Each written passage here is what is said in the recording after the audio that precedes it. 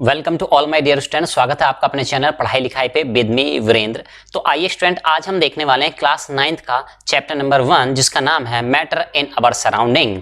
और इस चैप्टर में हम क्या देखने वाले हैं, तो कंप्लीट कॉन्सेप्ट देखने वाले हैं। जो चैप्टर 1 में जो भी कॉन्सेप्ट, जो भी थ्योरी वगैरह सब कुछ डिस्कस किया गया, उस एक एक पॉइंट को हम यहाँ पे देखेंगे। और हाँ, आप ध्यान रखिएगा, इस थ्योरी के वीडियो के बाद, कंप्लीट कॉन्सेप्ट क्लियर करने के बाद हमारे और भी वीडियो आएंगे जिसमें आपको MCQ question, true false, fill in the blanks, वो सब कंप्लीट करने रहेंगे। तो 50-50 क्वेश्चंस के 2 सेट रहेंगे उसमें, ठीक है। तो अगर उस 50 क्वेश्चन में से पर सेट बात करें, तो अगर आप 50 क्वेश्चंस में अराउंड 45 क्वेश्चंस कर ले जा रहे हैं, तो योर प्रिपरेशन आर एक्सीलेंट, बढ़िया प्रिपरेशन आपकी चल रही है। लेकिन आप अगर उसके नीचे आते हैं तो उसके बेसिस पे हम रैंकिंग डिसाइड वहां पे करेंगे। चलिए अभी स्टार्ट करते हैं आज का वीडियो। इससे पहले हम वीडियो स्टार्ट करें, हमारे चैनल को लाइक, शेयर एंड सब्सक्राइब न करना ना भूलिएगा, और हाँ, बेल आइकन दबाना ना भूलिएगा ताकि टाइमली नोटिफिकेशंस आप तक पहुंचते रहें। चलिए स्टार्ट करते हैं आज का वीडियो। तो इसमें क्या है, सबसे पहले देखते हैं matter. What is matter? Matter क्या होता है? एवरीथिंग इन दिस यूनिवर्स, हर एक चीज, इस यूनिवर्स की हर वो चीज which is made up of material, जो कि मैटेरियल से बनी होती है, उसको हम क्या कहते हैं? उसको हम कहते हैं मैटर। चलिए, यानी कि हम एक सीधी सी बात करें तो मटेरियल जो होता है उसको साइंटिफिक लैंग्वेज में या साइंटिफिक उसका नेम जो हमने मैटर दे दिया है, ठीक है। तो यानी इस हर यूनिवर्स की हर एक चीज क्या है? मैटर से मिलकर बनी हुई है, यानी वो कहिए कि वो मैटर की कैटेगरी में आती है। चलिए अब देखते हैं भाई मैटर क्या क्या हो सकते हैं। मैटर लिविंग बीइंग भी हो सकती है, मैटर नॉन लिविंग बीइंग भी हो सकती है, ठीक है। लिविंग बीइंग की बात करें, हम ह्यूमन है, हमारी बोन्स हैं, हेयर्स हैं, नोज हैं, ठीक है। ये सब चीजें क्या है, ठीक है, ये सब क्या है बेटा? ये लिविंग बीइंग्स है। नॉन लिविंग की बीइंग की बात करें, और लिविंग बीइंग में और भी कैट भी, रैट भी, डॉग भी वगैरह सब आ गए। नॉन लिविंग की बात करें तो यहाँ पे कोई भी मैटर, पेन, पेंसिल वगैरह सब कुछ क्या है? नॉन लिविंग में आते हैं। तो ये सब क्या हो गए? ये भी मैटर की कैटेगरी में आते हैं, यानी मैटर में लिविंग एंड नॉन लिविंग दोनों चीजें आ जाती हैं। चलिए आगे बढ़ते हुए देखते हैं मैटर। Matter is anything. अब बात करते हैं कि व्हाट इज मैटर, ठीक है। तो मैटर और डिटेल में स्टडी करते हैं इसकी। तो मैटर इज एनीथिंग, यानी मैटर क्या होता है? एक ऐसी चीज होती है विच है मास, जिसके पास मास होता है, कुछ ना कुछ उसका मास होता है, ग्राम में, किलोग्राम में, सेंटीग्राम में, एंड ऑक्यूपाइज स्पेस, और जो स्पेस घेरता है, जगह घेरता है, स्पेस घेरता है, जगह घेरता मींस है वॉल्यूम, यानी उसका अपना वॉल्यूम कुछ ना कुछ होना चाहिए। तो हम किसको कहेंगे कि ये मैटर है? तो हम कहेंगे क्या कि भाई देखो, जिसके पास अपना मास हो और जो जगह घेरता हो, वो क्या होता है? वो मैटर होता है। चलिए नेक्स्ट देखते हैं, इसमें कुछ नोट्स पॉइंट्स हैं। नोट पॉइंट यानी आपको ये पॉइंट्स ध्यान रखने होंगे, ठीक है, इंपॉर्टेंट पॉइंट्स हो जाते हैं। Unit of mass is kilogram, सभी जानते हैं वैसे तो, फिर भी है ना, क्या होते हैं? यूनिट ऑफ मास क्या होती है? किलोग्राम होती है। यूनिट ऑफ वॉल्यूम, वॉल्यूम की यूनिट की बात करें तो मीटर क्यूब, है ना। मीटर क्यूब का मतलब ऐसे लिखा जाता है बेटा, जैसे मीटर हो गया, इसके ऊपर पावर चढ़ा के लिखी जाती है ना, ये पावर इसके ऊपर रहती है ना, तो ये टाइपिंग में ऐसा हो जाता है अक्सर। चलिए आगे बढ़ते हैं, नेक्स्ट देखते हैं। एज पर इंडियन फिलोसफर, अब देखो भाई, साइंस तो कहता है मैटर को ऐसे डिसाइड करती है, लेकिन हमारे जो इंडियन फिलोसफर हुए हैं, पुराने ऋषि मुनि जो हुए हैं, उनके समय में चीजों को कैसे देखा जाता था, ठीक है। तो वो 5 बेसिक एलिमेंट, तो उनके हिसाब से जो मैटर होता है उसके 5 बेसिक एलिमेंट होते हैं, यानी वो उन 5 चीजों से मिलकर बना हो सकता है, ठीक है। और जिनको उन्होंने नाम दिया था किसका? पंच तत्व का, ठीक है। आपने सुना होगा कि हमारे इंसान की बॉडी में 5 तत्व होते हैं, जल, अग्नि, वायु, आकाश, इस तरह से आपने सुना होगा। चलिए, तो वो 5 तत्व कौन से होते हैं? 5 एलिमेंट्स कौन कौन से होते हैं बेटा? तो first element is air, air यानी कि वायु। सेकेंड इज अर्थ, ठीक है, अर्थ कह लीजिए हमारी जो मिट्टी होती है, ठीक है, उसको कह लीजिएगा।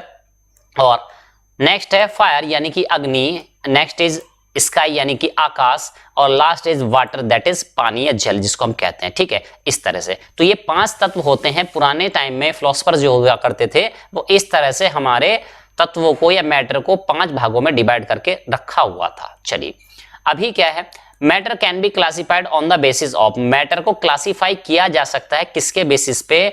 उनकी फिजिकल प्रॉपर्टीज के। फिजिकल प्रॉपर्टीज जैसे आप हमें देख पा रहे हैं या हम आपको देख पा रहे हैं, तो आप समझिए, ठीक है। जैसे हम कहने लगे सर आपकी हाइट इतनी है, ठीक है, आपका वेट इतना है, आपका कलर ऐसा है, तो ये क्या है? ये सब फिजिकल प्रॉपर्टीज है ना, ये क्या है? सब फिजिकल प्रॉपर्टीज है। नेक्स्ट केमिकल प्रॉपर्टी, यानी कि किसी भी मैटर को क्लासिफाई किया जा सकता है, बांटा जा सकता है उसकी फिजिकल प्रॉपर्टीज के बेसिस पे, उसकी केमिकल प्रॉपर्टीज के बेसिस पे बांटा जा सकता है, ठीक है। फिर भी matter is made up of particles, matter जो है पार्टिकल से मिलकर बना होता है। पार्टिकल्स आर वेरी स्मॉल, और ये जो पार्टिकल्स होते हैं बेटा बहुत छोटे होते हैं, बहुत स्मॉल होते हैं, है ना। चलिए नेक्स्ट देखते हैं कैरेक्टरिस्टिक्स ऑफ पार्टिकल्स। ठीक है, कैरेक्टरिस्टिक्स किसकी हैं? पार्टिकल्स की कैरेक्टरिस्टिक्स होती हैं, यानी इन पार्टिकल्स की भी अपनी खासियतें होती हैं, कुछ ना कुछ, है ना, ये क्वालिटीज रखते हैं कुछ ना कुछ। अब देखते हैं वो क्या होती है।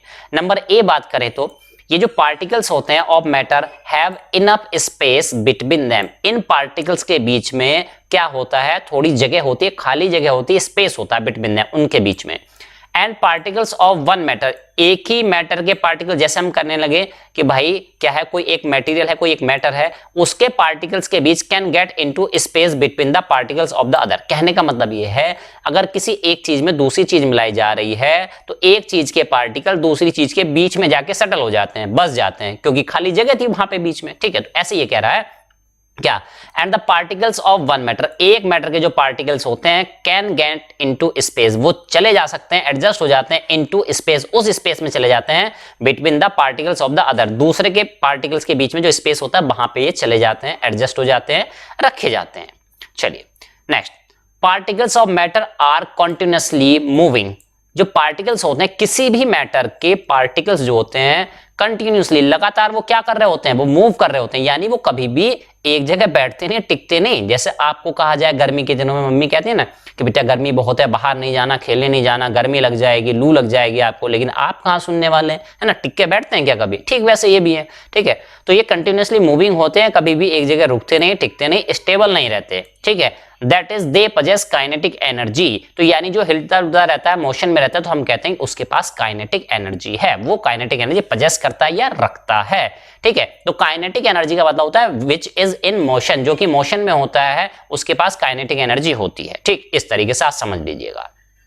चलिए, तो आप कहेंगे सर जैसे सॉलिड होता है उसका क्या? तो बेटा देखो, सॉलिड जो होता है उसके जो पार्टिकल्स होते हैं, आपको ऐसा लगता है कि वो हिल डुल नहीं रहे, लेकिन जब तक किसी भी बॉडी का टेम्परेचर 0 केल्विन नहीं हो जाता है तब तक हर एक चीज वाइब्रेशन में, मतलब वाइब्रेट, वो अपनी जगह हिलते डुलते, चाहे थोड़ा कम हिले थोड़ा ज्यादा हिले, लेकिन हमेशा मोशन में बने रहते हैं। अगर टेम्परेचर 0 केल्विन कर दिया जाए तब कोई भी, हर एक चीज फ्रीज हो जाएगी, और जो कि अभी तक ऑब्टेन नहीं किया गया। इसलिए हम कह सकते हैं कि सारे पार्टिकल्स क्या होते हैं? मोशन में रहते हैं। इट मींस गैसेस के पार्टिकल ज्यादा मोशन में रहते हैं, लिक्विड के थोड़ा कम मोशन में रहते हैं, और सॉलिड के सबसे कम मोशन में रहते हैं, लेकिन मोशन में रहते हैं। चलिए नेक्स्ट, नोट पॉइंट की बात करें, the energy possessed due to the motion. ऐसी एनर्जी, ऐसी ऊर्जा जो पजेस रखी जाती है या होती है किसी बॉडी के पास, ड्यू टू इट्स मोशन, उसके मोशन के कारण, गति के कारण, है ना, is known as kinetic energy. उस एनर्जी को हम क्या कहते हैं? उसको कहते हैं हम kinetic energy. Next, with increase in temperature, temperature तापमान बढ़ने के साथ साथ काइनेटिक एनर्जी भी इंक्रीज हो जाती है। यानी आप खुद समझिए कि आप किसी चीज को गर्म कर देंगे, गैस को गर्म करने लगे, पानी को गर्म करने लगे, तो आप देखते हैं पानी के मॉलिक्यूल जब गर्म करते हैं उसको, तो पानी के मॉलिक्यूल नीचे से उड़ते हुए भागते हैं ऊपर की तरफ, यानी उनमें मोशन एनर्जी जब उनको मिल जाती है तो वो भागने लगते हैं, मूव करने लगते हैं। ठीक है, तो कह रहा है कि टेम्परेचर आप बढ़ाओगे तो काइनेटिक एनर्जी भी बढ़ जाएगी, इंक्रीज हो जाएगी, यानी उनका मोशन बढ़ जाएगा। ठीक है, चलिए नेक्स्ट देखते हैं। तो देखो भाई, ये गाड़ी मोशन में है तो क्या है? इसके पास काइनेटिक एनर्जी है। नेक्स्ट पॉइंट की तरफ मूव करते हैं।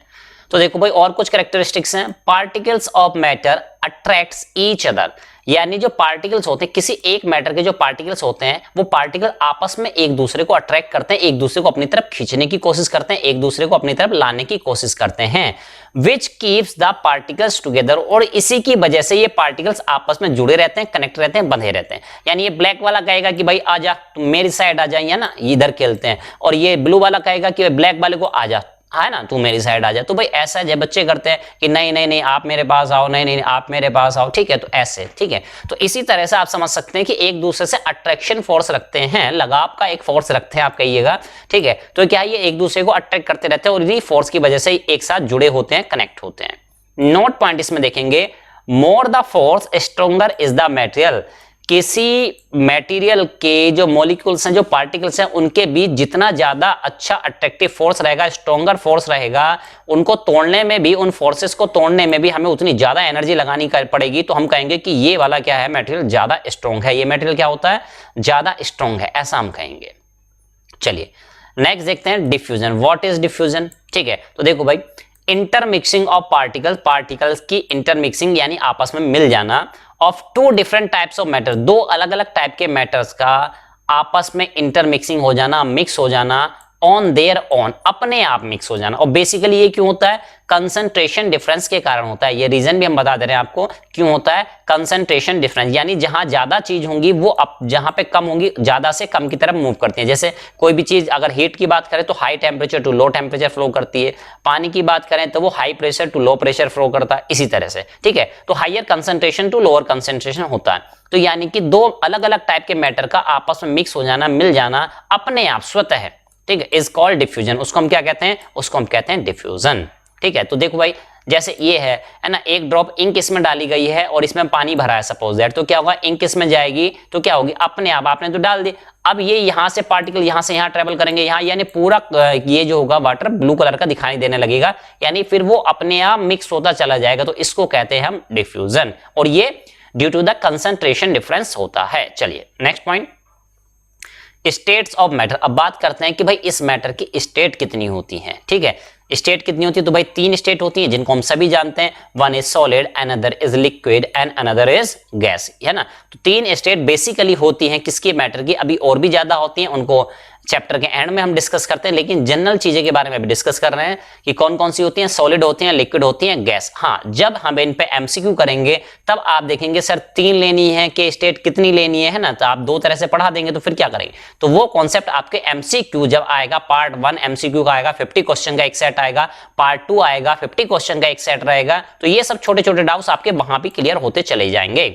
चलिए अब बात करते हैं द सॉलिड स्टेट। पहली स्टेट है सॉलिड स्टेट। सॉलिड स्टेट के बारे में हम पहले से भी पढ़ चुके हैं, लेकिन फिर भी और कॉन्सेप्ट क्लियर कर लेते हैं थोड़ा सा। सॉलिड हैव डेफिनेट शेप, उनका एक डेफिनेट शेप होता है। जैसे आपके क्लासरूम में डस्टर होता है, तो डस्टर की भाई अपनी लेंथ होती होगी, है ना। डस्टर होता है तो आपने देखा होगा डस्टर के क्या होता है बेटा? डस्टर की अपनी लेंथ होती है, ठीक है, अपनी विड्थ होती है और अपनी क्या होती है? हाइट होती है ना। सपोज करो मैं डस्टर एक बना देता हूं यहाँ पे, तो क्या होती है बेटा? देखो ऐसे, उसकी अपनी लेंथ होती है, अपनी विड्थ होती है और अपनी हाइट होती है, और वो कभी भी चेंज नहीं होती। यानी कि आपने 2 दिन पहले देखा था तो लंबाई चौड़ाई ऊंचाई उसकी लेंथ विड्थ हाइट उतनी ही थी, आज भी उतनी है। तो मतलब जो सॉलिड चीजें होती हैं उनकी अपनी डेफिनेट शेप होती है, डिस्टिंक्ट बाउंड्रीज होती है, यानी ये उनकी बाउंड्री हो गई, इसके बाहर डस्टर नहीं है और इसके अंदर डस्टर है, ठीक है, ऐसे। तो उनकी अपनी फिक्स्ड बाउंड्रीज होती हैं, ठीक है, शेप्स होती है एंड फिक्स्ड वॉल्यूम, और उनका वॉल्यूम भी फिक्स होता है। जैसे वॉल्यूम की बात करें तो इसका वॉल्यूम क्या हो जाएगा बेटा? लेंथ इनटू विड्थ, और क्या हो जाएगा बेटा? है ना, और क्या हो जाएगा? Into height, length into width into height, इस तरह से। चलिए, solids have negligible compressibility. Solid को कंप्रेसिबिलिटी क्या होती है? उनकी लगभग नेग्लिजिबल होती है, लगभग जीरो। यानी आप कह सकते हैं कि जो सॉलिड्स होते हैं उनको आप कंप्रेस नहीं कर सकते, दबा नहीं सकते हैं आप, ठीक है, यानी और दबाने पे उनके वॉल्यूम में कोई परिवर्तन नहीं आएगा। तो ये कैरेक्टरिस्टिक होती है किसके पास? सॉलिड के पास ये कैरेक्टरिस्टिक्स होती हैं। चलो बहुत अच्छी बात है। Solids can maintain their shape, solids अपनी शेप को मेंटेन रख सकते हैं when subjected to external force, जब उन पे कोई एक्सटर्नल फोर्स लगाया जाता है। कहने का मतलब ये हुआ बेटा, किसी चीज को आप कंप्रेस करें, जैसे आप अपना मोबाइल ही ले लो, ठीक है, आप अपना मोबाइल ले लो और उसको दबाने की कोशिश करो, तो भाई आप फोर्स लगा रहे हैं, तो क्या मोबाइल पिचक थोड़ी ना जाएगा, दब थोड़ी ना जाएगा आपसे, ठीक है। तो कहेंगे कि आपने फोर्स लगाया था एक्सटर्नल, मतलब बाहर से, मोबाइल के बाहर से लाके फोर्स लगाया था, और फिर भी उसकी जो शेप थी एज इट इज ही है, जैसी की थी वैसी ही है। तो यानी कि वो कैसे होते हैं? वो अपनी शेप को मेंटेन करके रख सकते हैं। तो ये कैरेक्टरिस्टिक होती है सॉलिड में, ठीक। नेक्स्ट, सॉलिड में break under force but difficult to change their shape, ठीक है। यानी कहने का मतलब है सॉलिड्स, जब आप फोर्स लगाएंगे सॉलिड्स पे तो क्या हो सकता है कि सॉलिड ऐसा हो सकता है कि वो टूट जाए, ठीक है। सॉलिड पे फोर्स आप लगा दोगे, ज्यादा लिमिट से ज्यादा फोर्स लगा दोगे तो ऐसा हो सकता है कि वो क्या हो जाए? ब्रेक हो जाए, ठीक है, टूट जाए। But difficult to change its shape, उसकी शेप को चेंज करना डिफिकल्ट है। ऐसा नहीं कि आप भाई किसी रेक्टेंगल वाली चीज को दबा दबा के सर्किल बना दिया, तो ऐसा पॉसिबल नहीं है जनरली सॉलिड्स में। सो दे आर रिजिड, इसलिए कहा जाता है कि वो रिजिड है, अपनी शेप में कोई भी परिवर्तन वो बर्दाश्त नहीं करते हैं, ना ही होने देते हैं, तो उनको कहते हैं रिजिड। जैसे आम बोलचाल की भाषा में कहे कि भाई आप किसी के पास गए, आप कहें कि सर ये फीस है, इसको थोड़ा एडजस्ट कर लीजिए, अभी नहीं दे पाएंगे ये, तो है ना, तो क्या करते हैं? चलो अगले मंथ दे दें, तो उसको कहते हैं थोड़ी फ्लेक्सिबिलिटी है सिस्टम में, ठीक है। लेकिन कभी कभी क्या होता है कि भाई नहीं, आपको ये करना ही है। अब कहीं कहीं पे ऐसे इंस्ट्रक्शन भी होते हैं एग्जाम में कि आपको ये चीज ब्लैक पेन से ही लिखनी है, ब्लैक से नहीं लिखोगे तो आंसर काट दिया जाएगा, और आप गलती से क्या करें, ब्लैक से लिखा है और वो कट गया, तो आप कहेंगे बहुत रिजिड है सर, नंबर नहीं देते, ठीक है। इस तरह से आप सोच सकते हैं, ठीक है। तो कभी कभी क्या होता है कि रिजिड का मतलब ये हो जाता है कि भाई अपनी बात पे अडिग रहना, बिल्कुल भी परिवर्तन बर्दाश्त ना करना, उसको हम क्या कहते हैं बेटा? रिजिड। उसको हम क्या कहते हैं? रिजिड कहते हैं। चलिए नेक्स्ट। इसी तरह से लिक्विड स्टेट की बात करें, लिक्विड स्टेट में क्या होता है? Liquid have no fix shape, liquid की कोई शेप फिक्स नहीं होती। मतलब आपने ग्लास में भरा, ग्लास की शेप ले ली, आप बैलून में भर दोगे, बैलून है ना शेप ले लेगा, है ना। 1 लीटर वाली बोतल में भर लोगे, वो पानी क्या कर लेगा? उसकी शेप ले लेगा। तो लिक्विड के पास क्या है? कोई फिक्स शेप नहीं होती है, but have a fixed volume. लेकिन उनके पास फिक्स्ड वॉल्यूम होता है। मतलब 1 लीटर पानी है तो बोतल में भर लो, बाल्टी में भर लो, है ना, ड्रम में भर लो, कहीं और भर लो, रहेगा तो 1 लीटर ना। तो यानी कि वॉल्यूम फिक्स होता है, लेकिन शेप फिक्स नहीं होती है ना। तो ये पॉइंट ध्यान रखना है। चलिए, they take up the shape of the container in which they are kept. वो क्या करते हैं? They take up the shape, यानी वो उसकी शेप ले लेते हैं, उसकी किसकी? ऑफ द कंटेनर, यानी जिसमें उनको कंटेन किया जाता है, जिसमें उनको रखा जाता है। इन विच दे आर केप्ट, जिसमें उनको रखा जाता है। Okay. Solid, liquid and gases can diffuse into liquid. Solid, liquid and gases can diffuse into liquid. Solid हो चाहे liquid हो चाहे gases है, वो सब diffuse हो जाते हैं, मिल जाते हैं आसानी से, किसमें? liquids में मिल जाते हैं। And gases can diffuse into liquid, और gases भी liquid में diffuse हो सकती हैं, है ना। वैसे तो ये पॉइंट हमने यहाँ भी डिस्कस कर दिया था, फिर भी कोई नहीं। चलिए, the rate of diffusion of liquid is higher than that of solid. Rate of diffusion यानी मिलने का, यानी लिक्विड को लिक्विड में मिला, लिक्विड को सॉलिड में मिला रहे हैं, सॉलिड को लिक्विड में मिला रहे हैं, तो यानी किसमें क्या रेट होता है? तो कह रहे हैं कि एक लिक्विड जब दूसरे लिक्विड में मिलता है तो उसका डिफ्यूजन का मिलने का जो रेट होता है वो हाई होता है, ज्यादा होता है, किससे? दैट ऑफ सॉलिड, जब एक सॉलिड मिलाया जाता है, किसमें? लिक्विड में मिला लो चाहे। चलिए, intermolecular space is more than solid. Intermolecular space का जैसे हमने अभी देखा था कि भाई एक मॉलिक्यूल ये था, एक मॉलिक्यूल ये था, एक मॉलिक्यूल ये था, तो उनके बीच में गैप था, स्पेस था, तो उसको कहते हैं इंटरमोलिक्यूलर स्पेस। जैसे हमने ये वाली स्लाइड में देखा था, यहाँ पे ये तो देखो भाई, एक मॉलिक्यूल ये है, एक मॉलिक्यूल ये, और इनके बीच में यहाँ पे गैप, आपको व्हाइट व्हाइट कलर का जो गैप दिखाई दे रहा है, ठीक है, इस तरीके से। चलिए आगे चलते हैं। तो उनके बीच क्या होता है? इंटरमोलिक्यूलर स्पेस क्या होता है? मोर देन, सॉलिड से ज्यादा, यानी सॉलिड के पार्टिकल के बीच में क्या होता है बेटा? इंटरमोलिक्यूलर स्पेस, मॉलिक्यूल के बीच में स्पेस कम होता है। लिक्विड में थोड़ा ज्यादा होता है और गैसेस में सबसे ज्यादा होता है। चलिए नेक्स्ट देखते हैं, the gases state. Gases state की बात करें, gases are highly compressible. Gases बहुत ज्यादा कंप्रेसिबल होती है, उनको गैसेज को आसानी से आप दबा सकते हैं। एक बैलून में गैस भर लो, उसको आराम से आप दबा सकते हैं, ठीक है, इस तरह से आप सोच लीजिए, ठीक है। Kinetic energy higher, kinetic energy gases की हायर होती है, यानी गैस के मॉलिक्यूल्स, पार्टिकल्स ऐसे ऐसे भागते रहते हैं दाएं बाएं, जरा सी फूंक मारोगे तो यहाँ पे हवा जो होगी उसके पार्टिकल ट्रेवल कर जाएंगे तुरंत, ठीक है, इस तरह से। The rate of diffusion is high, rate of diffusion high होता है, यानी गैस को दूसरी गैस में मिला दिया जाता है तो बड़ी आसानी, तीव्र गति से, बहुत हाई स्पीड से मिल जाती है, मिक्स हो जाती है बहुत जल्दी। चलिए नोट पॉइंट की बात करें यहाँ पे, अगर CNG है ना, अब देखो भाई ये 2 पॉइंट है। CNG कंप्रेस्ड नेचुरल गैस, ये इसकी फुल फॉर्म है और आपको ध्यान रखनी है, ये एग्जाम में अक्सर आ जाया करती है। Is used as a fuel in vehicle. जो CNG होती है, जिसका नाम कंप्रेस्ड नेचुरल गैस है, ये व्हीकल्स में फ्यूल, यानी कि जो ऑटो होते हैं, CNG से चलने वाले व्हीकल्स होते हैं, ठीक है, तो CNG से चलने वाले व्हीकल्स यानी कि व्हीकल्स को चलाने के लिए इस्तेमाल होती है CNG। LPG की बात करें, जिसकी फुल फॉर्म होती है liquefied petroleum gas, it is used for cooking in Holmes, यानी घरों में आपके जो सिलेंडर आता है ना, वो रेड कलर का सिलेंडर जो किचन में रखा हुआ है, ठीक है, वही, उसमें कौन सी गैस होती है? उसमें LPG होती है, लिक्विफाइड पेट्रोलियम गैस होती है, और ये कि घरों में खाना बनाने के लिए ये इस्तेमाल होती है। चलिए नेक्स्ट देखो भाई, खाना दिख रहा है आपको, पता नहीं मैगी है, क्या है, समोसा है, पता नहीं क्या है। चलिए, the aroma of hot cooked food travel faster, यानी एरोमा मतलब सुगंध कह लीजिए, है ना, स्मेल कह लीजिए उसकी। The aroma of hot cooked food, यानी ऐसा गरम गरम खाना जो अभी अभी बना ही है बस किचन में, ट्रेवल फास्टर, वो उसकी जो स्मेल होती है वो क्या करती है? ट्रेवल करती है फास्ट, ठीक है, बहुत तेजी से आगे बढ़ती है, because of high speed of particles, क्योंकि वहां से जो गैसेस निकल रही है, एरोमा जो निकल रही है, ठीक है, उनके पार्टिकल की स्पीड क्या होती है? हाइयर होती है, and higher diffusion rate at higher temperature. कहने का मतलब है जब टेम्परेचर हाई होता है तो ये गैसें बहुत तेजी से ट्रेवल करती हैं, क्योंकि उनके पास टेम्परेचर ज्यादा है, मतलब हीट एनर्जी ज्यादा है, हीट एनर्जी ज्यादा है मतलब काइनेटिक एनर्जी ज्यादा है, काइनेटिक एनर्जी ज्यादा है तो मतलब मोशन तेजी से होगा, ठीक है। तो यानी कि गर्म खाने की सुगंध जो होती है, स्मेल जो होती है, वो जल्दी से किचन से निकल तक आप तक पहुंच सकती है, बहुत तेज गति से पहुंच सकती है, जबकि ठंडे खाने की, कोल्ड फूड की ऐसा नहीं होती है अक्सर।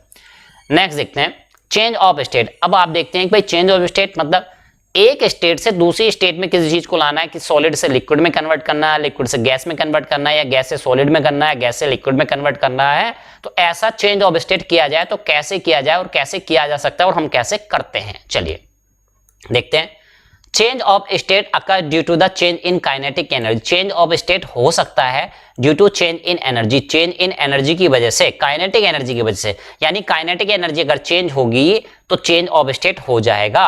Change in kinetic energy related to change in temperature, और चेंज इन काइनेटिक एनर्जी कब होगी, जब उसका टेम्परेचर घटेगा या बढ़ेगा। यानी टेम्परेचर बढ़ेगा तो काइनेटिक एनर्जी बढ़ेगी, टेम्परेचर घटेगा तो काइनेटिक एनर्जी भी घटेगी, डिक्रीज हो जाएगी। और टेम्परेचर जब बढ़ता है तो काइनेटिक भी बढ़ती है, तो सॉलिड की काइनेटिक एनर्जी बढ़ाएंगे तो वो लिक्विड में कन्वर्ट होगा, लिक्विड की काइनेटिक एनर्जी और बढ़ाएंगे तो वो किसमें, गैसेस में कन्वर्ट हो जाएगा। तो देखो भाई यहाँ पे एक स्टोव दिखाया, बर्नर दिखाया है, इसमें वाटर लिया है, ये बीकर है, इसको आप गर्म करते हैं तो क्या होगा, वाटर वेपराइज होना शुरू हो जाता है, यानी लिक्विड से गैस में कन्वर्ट होना शुरू हो जाता है। क्यों, क्योंकि टेम्परेचर उसका बढ़ रहा है। टेम्परेचर बढ़ रहा है मतलब काइनेटिक एनर्जी बढ़ने के कारण वो अपने पार्टिकल्स स्पेस क्या थे, अपनी जगह छोड़ के निकल गए, ऊपर उड़ गए भाई। ठीक, चलिए देखते हैं, ये है सॉलिड, ये है लिक्विड, ये गैस। तो भाई देखो, सॉलिड को जब आप हीट एनर्जी दोगे तो क्या बन जाएगा, लिक्विड। और इस प्रोसेस को क्या बोलते हैं, सॉलिड से लिक्विड बनने का प्रोसेस, जब उसको हीट किया जाता है तो इसको कहते हैं हम फ्यूजन।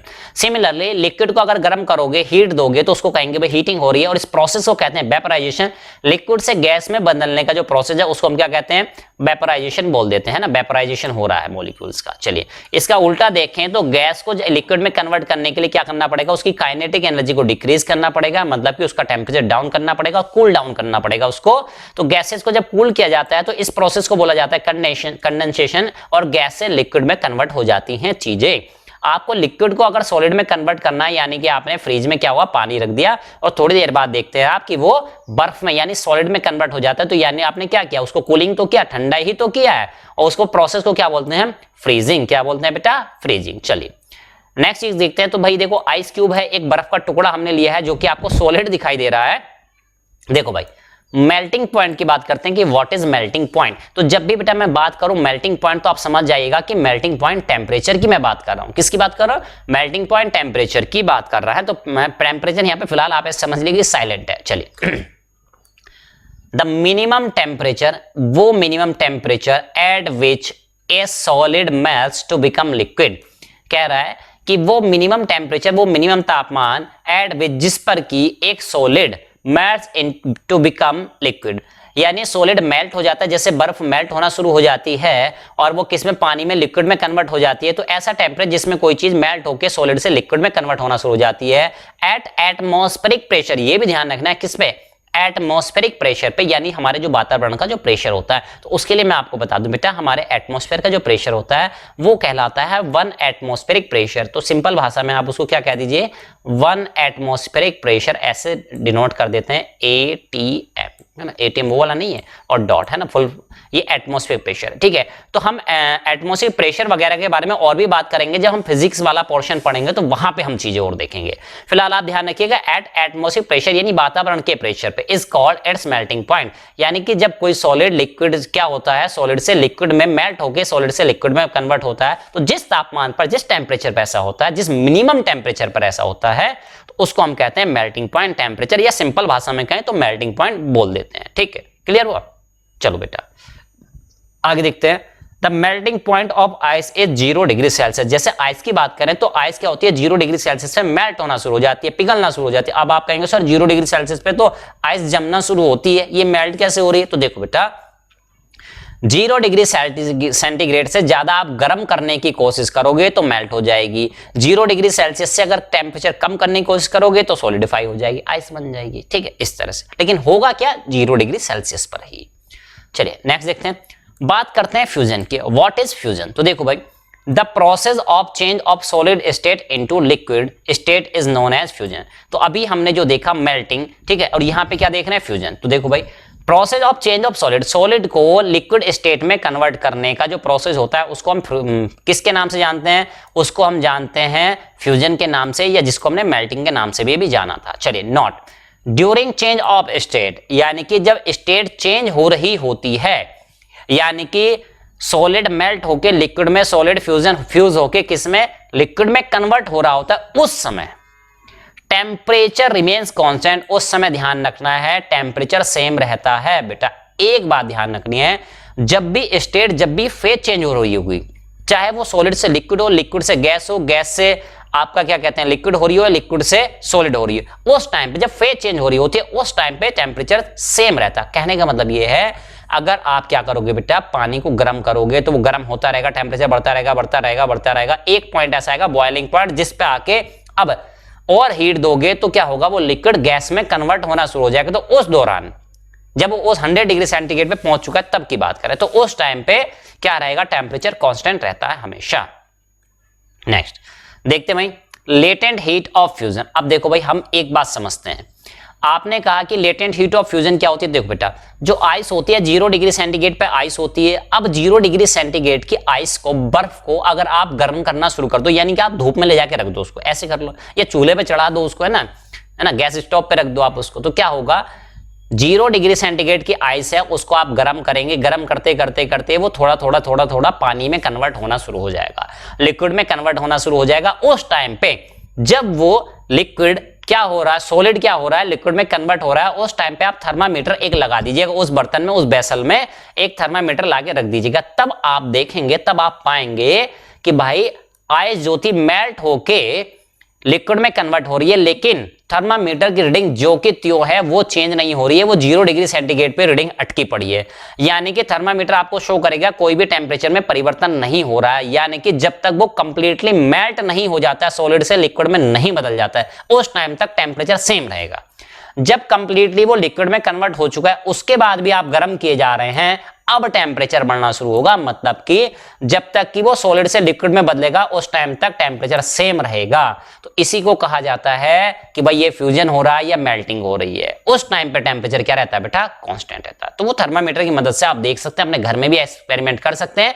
एक फ्रिज से आइस क्यूब उठा लीजिएगा छोटा सा और उसका टेम्परेचर मेजर करिएगा, उसके बाद आप देखेंगे वो मेल्ट होता जा रहा है, मेल्ट होता जा रहा है। उसके बाद जब तक आइस का एक छोटा सा पार्टिकल बचा हुआ उस टाइम तक टेम्परेचर में कोई भी चेंजेस नहीं होंगे। तो इससे पता चलता है कि जब स्टेट चेंज हो रही होती है उस टाइम पे कोई भी टेम्परेचर चेंज नहीं होता। ठीक, अब आप कहेंगे सर जब टेम्परेचर चेंज नहीं होता है तो जो हम गर्म कर रहे तो जो हीट उसको दे रहे थे वो जा कहां रही थी, उसी के बारे में ये है लेटेंट हीट ऑफ फ्यूजन, है ना, उसी को समझने की कोशिश करते हैं। आइए, the amount of heat energy required to change 1 kilogram of solid. ठीक है, हीट का वो अमाउंट जो कि 1 किलोग्राम सॉलिड को इनटू लिक्विड में कन्वर्ट करने के लिए जरूरी होता है, रिक्वायर्ड होता है at atmospheric pressure at its melting point is known as latent heat of fusion.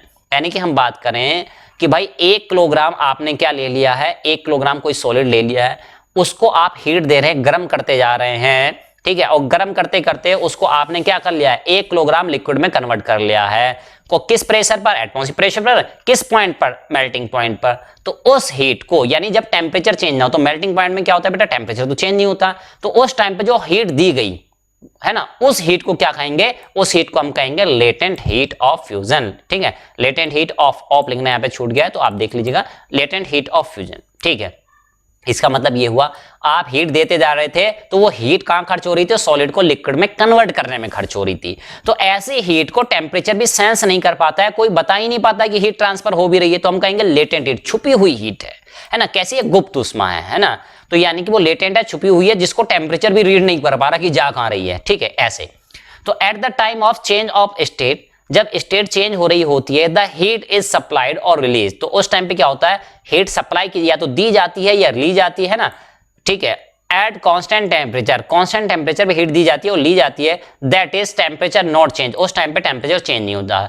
So it is considered that, उस टाइम पे हम ये कंसिडर कर देते हैं heat is hidden and latent heat is also known as hidden heat. तो उस time पे हम मान लेते हैं ये क्या है, ये तो हिडन हीट है, और उस लेटेंट हीट को नाम दिया गया है क्या, हिडन हीट। तो लेटेंट हीट का है या हिडन हीट का है, तो आप समझ जाइएगा एक ही चीज के बारे में बातें हो रही हैं। चलो भाई, अब बात करते हैं नेक्स्ट किसकी, बॉइलिंग की। अब बात किसकी कर रहे हैं, बॉइलिंग की हम बात कर रहे हैं। तो देखो क्या है भाई, the change of state from liquid to gas at fix temperature, यानी कि चेंज ऑफ स्टेट करना है फ्रॉम लिक्विड टू गैस, कहां से, लिक्विड से गैस। ठीक है, at fix temperature and at atmospheric pressure, ये भी यहां पे ऐड कर लीजिएगा कि the change of state from liquid to gas at a fix temperature and atmospheric pressure is known as boiling. उसको हम क्या कहते हैं, उसको कहते हैं हम बॉइलिंग। तो आपने देखा होगा बॉइलिंग मतलब उबलना, पानी उबलने लगा, खोलने लगा, है ना, तो उसको क्या कहते हैं कि भाई वहां पे क्या हो रहा है, लिक्विड से गैस में कन्वर्ट हो रहा है वो। ठीक, चलिए नोट पॉइंट क्या है इसमें, the temperature at which liquid start boiling, वो टेम्परेचर जिसपे कि लिक्विड स्टार्ट कर देता है बॉयल करना at atmospheric pressure is known as boiling, उसको हम क्या कहते हैं, उसको कहते हैं बॉइलिंग। तो हम एक जनरल सी बात करते हैं, the boiling point of water, water का बॉइलिंग पॉइंट कितना होता है, तो बेटा ध्यान रखना है वाटर का बॉइलिंग पॉइंट होता है 100 डिग्री सेल्सियस। क्या होता है बेटा, 100 डिग्री सेल्सियस होता है।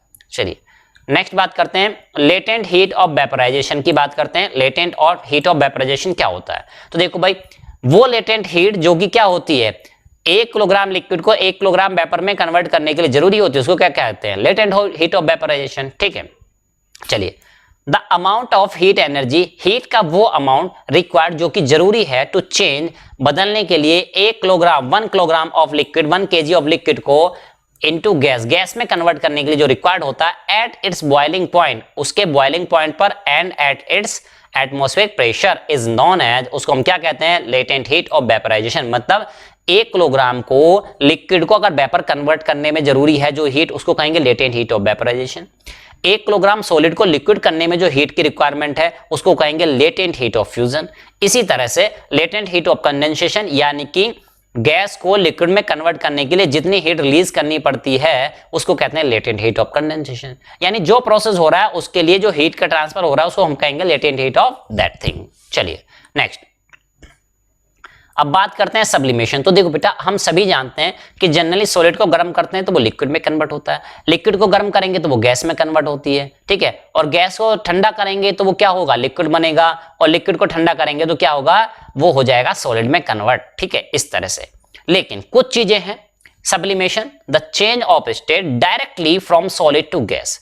तो कभी कभी क्या होता है, सॉलिड से गैस में जब कन्वर्ट हो जाते हैं डायरेक्टली, यानी सीधे सॉलिड से किस में कन्वर्ट हो जाएंगे, यानी सीधे सॉलिड से किस में चले जाएंगे आप, गैस में। किस में, सॉलिड से गैस, यानी सॉलिड से लिक्विड नहीं बने, सीधे गैस बन गए, यानी कि लिक्विड स्टेट आई ही नहीं। ठीक है, gas without changing into liquid state is known as sublimation. तो ये जो प्रोसेस होता है जब कोई चीज डायरेक्ट सॉलिड से गैस में कन्वर्ट हो जाती है बीच वाली लिक्विड स्टेट स्किप करके, ठीक है, तो उस प्रोसेस को हम क्या बोलते हैं बेटा, उसको हम कहते हैं सब्लिमेशन। उसको तो आइए देखते हैं एग्जांपल्स ऑफ सब्लिमेशन जो कि हम देख चुके हैं। जैसे कि जान चुके हैं कि सब्लिमेशन सॉलिड से डायरेक्टली गैस में कन्वर्ट हो जाता है without occurring the phase of liquid, liquid phase उसमें नहीं आती है। चलिए अब देखते हैं कुछ एग्जांपल। देखिए कैम्फर जिसको आप यूज करते हैं, केमिकल फॉर्मूला होता है C10H16O, ये इसका केमिकल फॉर्मूला होता है। फिलहाल अभी हमें केमिकल फॉर्मूले से बहुत ज्यादा कोई रिलेशन नहीं है।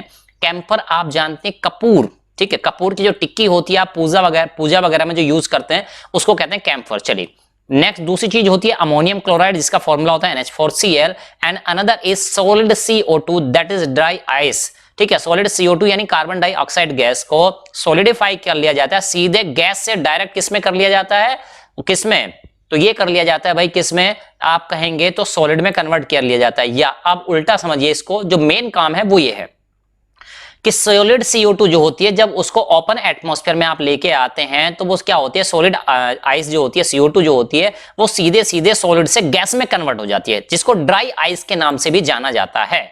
चलिए इसके और भी बहुत ड्राई आइस के कुछ एप्लीकेशन और भी एक दो छोटा मोटा वीडियो हमारा आएगा जरूर इस पे। ठीक है, चलिए नेक्स्ट देखते हैं डिपोजिशन की बात करें तो अब डिपोजिशन क्या होता है। देखिए सब्लिमेशन का जस्ट रिवर्स कर दीजिए तो वो हो जाता है आपका डिपोजिशन। ठीक है, तो सब्लिमेशन में क्या होता था, देखो सॉलिड से गैस में कन्वर्ट हो रहे थे डायरेक्ट, लिक्विड फेज स्टेट उसमें आ ही नहीं रही थी। अब डिपोजिशन में क्या है, जस्ट रिवर्स कर दीजिए उसका, यानी कि गैस से डायरेक्ट डिपोजिशन हो जाना मतलब कि सॉलिड में कन्वर्ट हो जाना, इसको कहते हैं हम डिपोजिशन। चलिए the change of state directly from gas to solid without changing into liquid is called deposition, उसको क्या कहते हैं हम, डिपोजिशन कहते हैं। एग्जाम्पल देख लीजिए इसका, फॉर्मेशन ऑफ फ्रॉस्ट। फ्रॉस्ट मतलब आप ये देखिए सर्दियों के दिनों में क्या होता है, बहुत ज्यादा जब ठंड पड़ रही होती है, ठीक है, तो जो एयर होती है वो भी क्या होती है, कंडेंसेट हो जाती है, क्या जम जाती है, पेड़ पौधों की पत्तियों पे है ना बर्फ टाइप की जो जम जाती है, तो वो सीधे गैस से किस में कन्वर्ट हो चुकी है, सीधे वो कन्वर्ट हो जाती है किस में बेटा, वो आपका सॉलिड में कन्वर्ट हो जाती है। तो उसको कहते हैं फ्रॉस्ट, मतलब जम चुका है जैसे सब कुछ है ना, इतना ज्यादा टेम्परेचर हो जाता है। चलिए आगे चलते हैं और भी कुछ चीजें देखते हैं।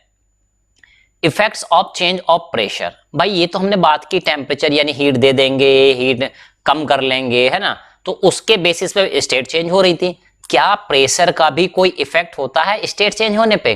ठीक है, तो माय डियर स्टूडेंट जरा देखिए, applying pressure and reduce temperature, अगर आप प्रेशर अप्लाई करेंगे मतलब प्रेशर बढ़ाएंगे, एंड रिड्यूसिंग टेम्परेचर और टेम्परेचर को रिड्यूस कर देंगे, इट कैन लिक्विफाइड गैस, ये एक गैस को लिक्विफाई कर सकता है। मतलब कि आप चाहते हैं गैस लिक्विफाई हो जाए यानी वो लिक्विड में कन्वर्ट हो जाए, तो आपको क्या करना चाहिए, आप उस गैस के ऊपर प्रेशर बढ़ाते जाएं, प्रेशर बढ़ाते जाएं, बढ़ाते जाएं, बढ़ाते जाएं, बढ़ाते जाएं, ठीक है, और टेम्परेचर क्या करते जाएं, उसका कम करते जाएं, तो वो गैस क्या हो जाएगी, लिक्विफाई हो जाएगी, लिक्विड में कन्वर्ट हो जाएगी।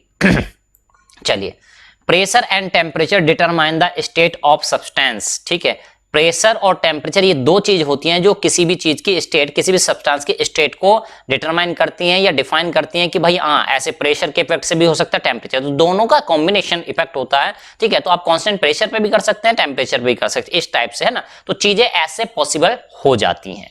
चलिए नेक्स्ट देखते हैं इवेपोरेशन। इवेपोरेशन के बारे में समझते हैं। देखो बेटा, वेपराइजेशन और इवेपोरेशन दोनों में फर्क है। कभी आप समझे कि वेपराइजेशन तो सर ने अभी बताया था, अभी सर बता रहे हैं इवेपोरेशन, तो ऐसा क्या है भाई, तो भाई देखो दोनों में फर्क है। क्या फर्क है आइए समझने की कोशिश करते हैं। तो देखो भाई, the change of liquid into vapour, liquid जो वेपर में चेंज होता है एट एनी टेम्परेचर, किसी भी तापमान पर, बिलो इट्स बॉइलिंग पॉइंट, किससे, उसके बॉइलिंग पॉइंट से बिलो, नीचे के तापमान पर उसका वेपर में कन्वर्ट हो जाना, इसको हम कहते हैं इवेपोरेशन। वेपराइजेशन जो होता है बेटा वो बॉइलिंग पॉइंट के पास होता है, वहां पे होता है बॉइलिंग पॉइंट पे।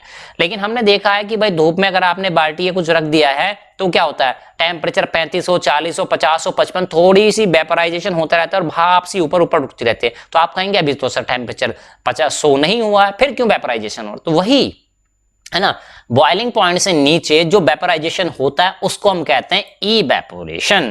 क्लियर हुआ पॉइंट। चलिए note, eight a given temperature, किसी दिए गए तापमान पर particles have different kinetic energy. अब देखो बेटा, जब हम किसी चीज को गर्म करते हैं ना, यानी आप ऐसा समझो एक बाल्टी में पानी भर लिया आपने और बाल्टी के पानी को आप नीचे से गर्म कर रहे हैं, तो भाई सारे के सारे मॉलिक्यूल एक साथ 100 पे नहीं पहुंच जाएंगे। पहले किसी एक पार्टिकल का तापमान टेम्परेचर बढ़ेगा, वो अपनी हीट दूसरे को देगा, दूसरे तीसरे को देगा, ये उनका मोशन भी होता रहता है, कन्वेक्शन बोलते हैं जिसको।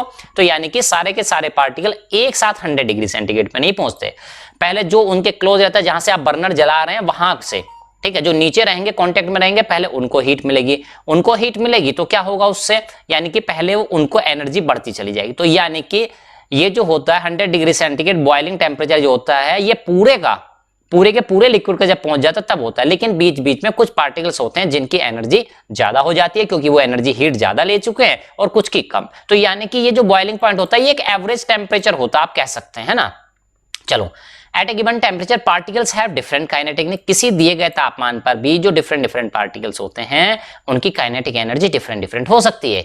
सम particles of higher kinetic energy, अब ऐसे कुछ पार्टिकल्स जिनकी काइनेटिक एनर्जी ज्यादा है आर ऑन द सरफेस, वो कहां जाते हैं, ऊपर आ जाते हैं। जैसे आप बाल्टी को गर्म करेंगे नीचे तो आप देखेंगे मॉलिक्यूल ऊपर की तरफ ट्रेवल करने लगते हैं, यानी इमर्शन रॉड भी आप लगाते हैं, इमर्शन रॉड भी लगाते हैं, तो उसमें क्या होता है बेटा, जो आप देखते हैं ऊपर नीचे से कुछ चीजें ऊपर आने लगती हैं, तो वही जो गर्म हो चुके हैं, जिनको एनर्जी मिल चुकी है, वो तुरंत सरफेस की तरफ भागना शुरू कर देते हैं। अब ये जो सरफेस की तरफ आते हैं, on surface are able to break, ये कैपेबल हो जाते हैं, इतने कैपेबल हो जाते हैं कि ब्रेक अवे अट्रैक्शन फोर्सेस, यानी मॉलिक्यूल्स के बीच में, पार्टिकल्स के बीच में जो अट्रैक्शन फोर्स लग रहा था उसको तोड़कर, ब्रेक कर कन्वर्टेड इनटू वेपर, और वेपर में बदल जाते हैं, यानी कि ऐसे ऊपर उठ के चले जाते हैं।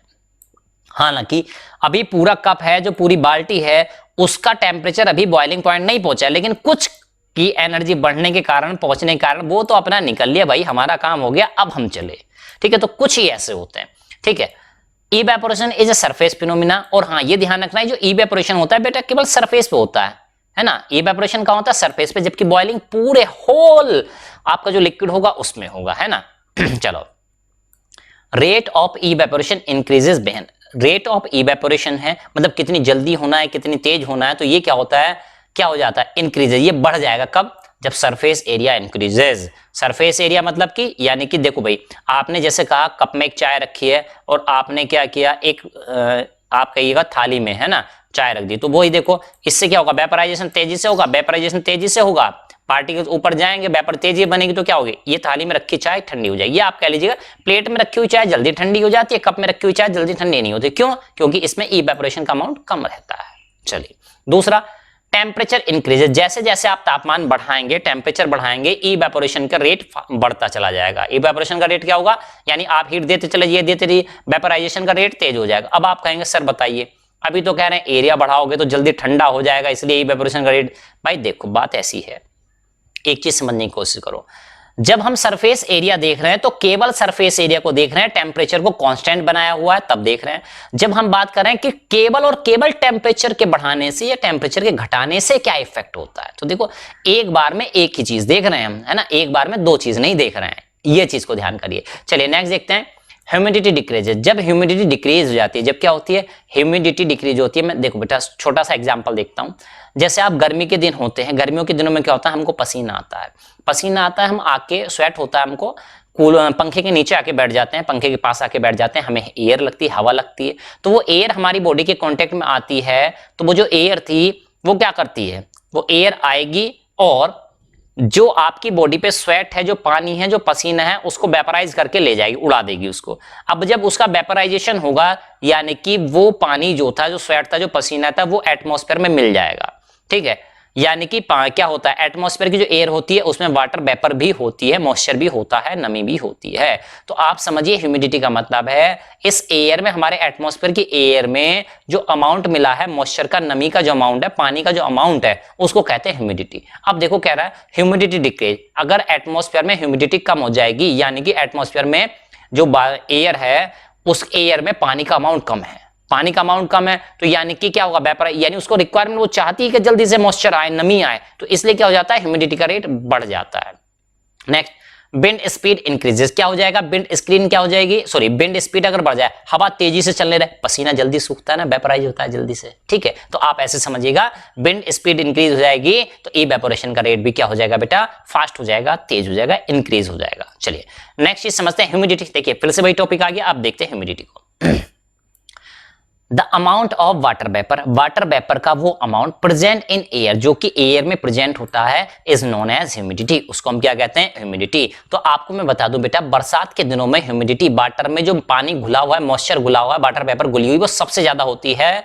सर्दियों के दिनों में वाटर वेपर सबसे कम होती है, क्योंकि टेम्परेचर डाउन होता है, जो घुला भी होगा वो ठंडा हो जाए, कंडेंसेट होकर बूंद बूंद टपक के नीचे गिर जाता है ना, इसलिए। चलिए अब इसको अगर फॉर्मूले के फॉर्म में लिखा जाए तो कैसे लिखा जाएगा, humidity equal to mass of water vapour, ठीक है, जो वाटर वेपर का मास होता है वो divide by mass of water vapour plus mass of dry air, ठीक है, या इसको आप कह सकते हैं टोटल मास ऑफ एयर, ठीक है, ऐसे भी आप बोल सकते हैं। Next, evaporation causes cooling, evaporation से होती है कूलिंग, इवेपोरेशन से क्या होती है बेटा, कूलिंग, ठंडा होता है ना, ठंडा। देखो भाई, liquid absorb energy, liquid energy को अब्जॉर्ब करता है from its surrounding and evaporate which causes cooling of the surrounding. अब देखो मैं सीधा पहले एग्जांपल इसको दे देता हूं, जल्दी से आपको समझ में आएगा।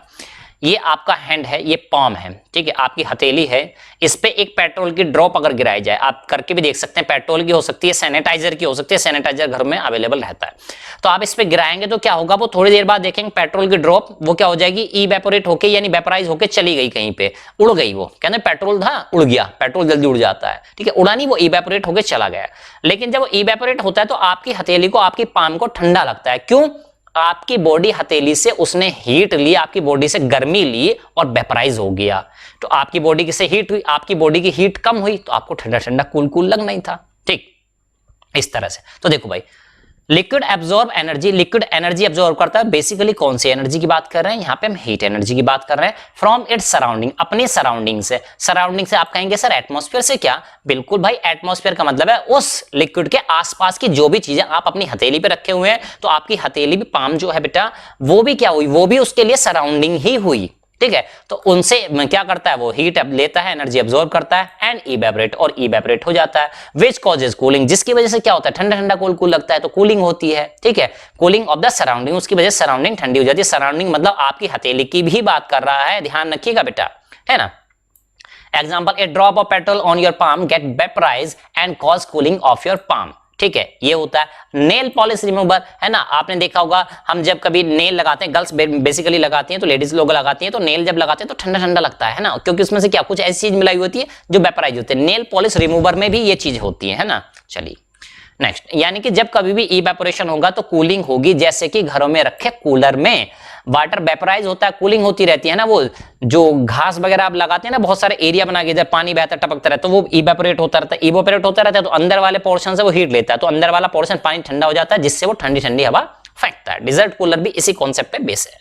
चलिए, we should wear cotton cloth, हमें कॉटन के कपड़े पहनने चाहिए इन समर, गर्मियों में, because cotton absorb more sweat, यानी कॉटन जो होता है एक अच्छा एब्जॉर्बर होता है वाटर का, पसीनों को सोख लेता है, या कहिए जो पानी होता है नमी होती है उसको सोख लेता है, तो हमारी बॉडी के अंदर से निकलने वाला पसीने को कौन ले लिया, कॉटन का कपड़ा ले लिया। अब वो कपड़ा गीला हो चुका है, वो कपड़ा क्या हो चुका है, कॉटन का कपड़ा गीला हो चुका है, and it's evaporation causes cooling. अब वो इवेपोरेट होगा, इवेपोरेट कैसे होगा भाई, हमारी बॉडी से पसीना तो लिया, गर्मी भी लेगा, हीट लेगा और क्या हो जाएगा, वेपराइज हो जाएगा।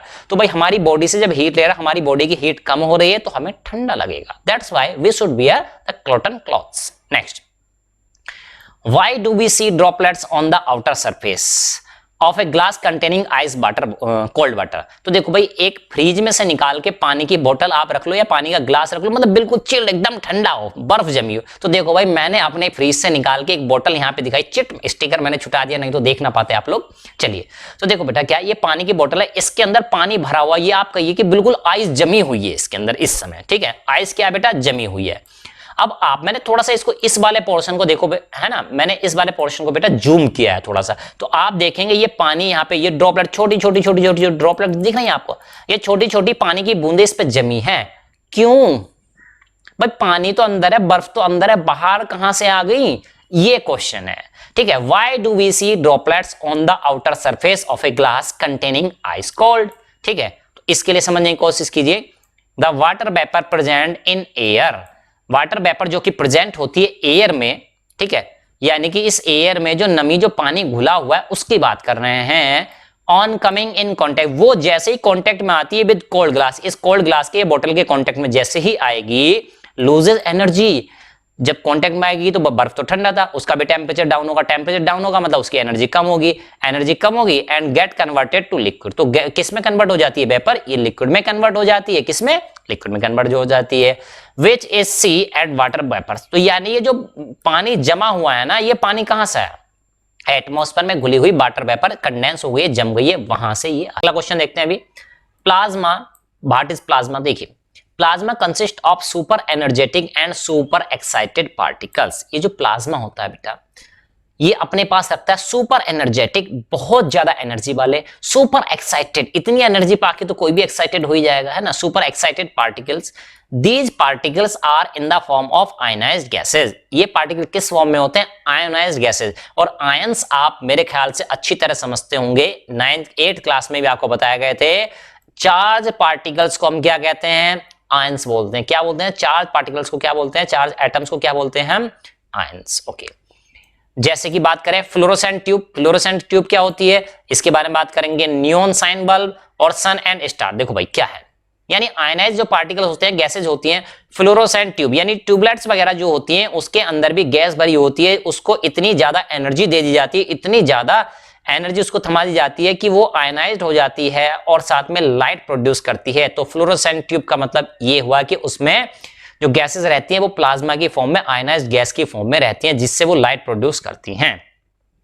Neon sign bulb, neon sign bulb का मतलब है बेटा, नियॉन गैस उसके अंदर भरी होती है, बल्ब के अंदर, तो क्या होता है जब वो एनर्जेटिक हो जाता है, सुपर एक्साइटेड हो जाता है, आयनाइज हो जाती है, तो वो भी क्या करते हैं बेटा, लाइट प्रोड्यूस करते हैं। दूसरी चीज, सन एंड स्टार, जो सन होता है ग्लो, यानी वो चमकता है due to the presence of plasma, किसकी वजह से, प्लाज्मा की। अब सन के अंदर सर प्लाज्मा कहां से आया, स्टार्स के पास कहां से प्लाज्मा आया, तो आया, देखा बेटा, देखो then plasma is created in sun, sun के अंदर जो प्लाज्मा होता है कहां से आया, and star due to high temperature, क्योंकि सन का टेम्परेचर इतना ज्यादा है कि वहां पे जो भी गैसेस होंगी वो इतनी एनर्जी लेके तो प्लाज्मा में कन्वर्ट हो ही जाने वाली हैं। चलिए नेक्स्ट, लास्ट टॉपिक है बोस आइंस्टीन कंडेंसेट। अब मैं एक चीज और यहाँ पे याद दिला दूं आपको बेटा, इससे पहले हमने पढ़ा था कि सॉलिड लिक्विड गैस 3 स्टेट होती हैं, ठीक है, जनरली, लेकिन इसके अलावा 2 स्टेट्स और खोजी जा चुकी हैं।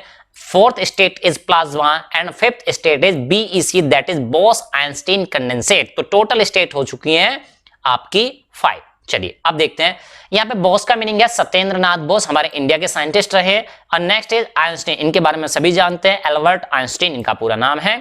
चलिए आगे देखते हैं। BEC is form by cooling. BEC कैसे बनाई जाती है? बाय कूलिंग, कूल करके, ठंडा करती है। किसको? एक गैस को ठंडा करके ऑफ एक्सट्रीमली लो डेंसिटी, ऐसी गैस जो बहुत ही हल्की हो, बहुत ज्यादा हल्की हो, उसको ठंडा करना है about 1/100 to 1/1000 than the air density. Air से लगभग 1/100 से लेकर 1/1000 गुना हल्की, ठीक है, क्या हो? इतनी हल्की हो, ठीक है। यानी कि ऐसा कह लीजिएगा कि एयर जो है ना इनसे, इस वाली गैस से 100 गुना या 1000 गुना ज्यादा भारी होती है, आप ऐसे कह सकते हैं। टू सुपर लो टेम्परेचर, कहां तक? सुपर, बहुत ज्यादा टेम्परेचर, तो उसको स्लो डाउन करना है, टेम्परेचर डाउन करना, तब बनता है बोस-आइंस्टाइन कंडेंसेट। तो ये कुछ बेसिक चीजें थी हमारे में। अब और भी कुछ चीज जानते हैं। Best of luck students. और हाँ, एक चीज आप ध्यान रखिएगा, ये थ्योरी पढ़ने के बाद आप लोग इस चैप्टर के एमसीक्यू क्वेश्चन ट्रू फॉल्स, जिसका जो वीडियो आने वाला है हमारा नेक्स्ट वीडियो, जो कि होगा पार्ट 1 एंड पार्ट 2, जिसमें कि 50-50 क्वेश्चंस रहेंगे। अगर इस थ्योरी को पढ़ने के बाद, अपने क्लास नोट्स वगैरह सब कुछ पढ़ने के बाद, इन 50 में से आप 40 या 45 प्लस अगर ला रहे हैं, अगर 45 प्लस ला रहे हैं तो यू आर एक्सीलेंट, ठीक है। उसमें एक रैंकिंग हम बना देंगे, 45 वाला क्या होगा, ठीक है। इस तरह से रैंकिंग बन जाएगी, तो आप डिसाइड कीजिएगा आप किस स्टेज पे पहुंचे। और हाँ बेटा, 9th क्लास जो होती है बेटा, ऐसा नहीं है कि इतनी आसान है। और आप लोग ये मान के चलिएगा कि 10th क्लास तक की प्रैक्टिस आपकी अभी से स्टार्ट हो चुकी है, तो उसी पैटर्न पे चीजें आपको कराई जा रही हैं। चलिए, और भी इंटरेस्टिंग वीडियो देखने के लिए देखते रहिए हमारा चैनल पढ़ाई लिखाई विद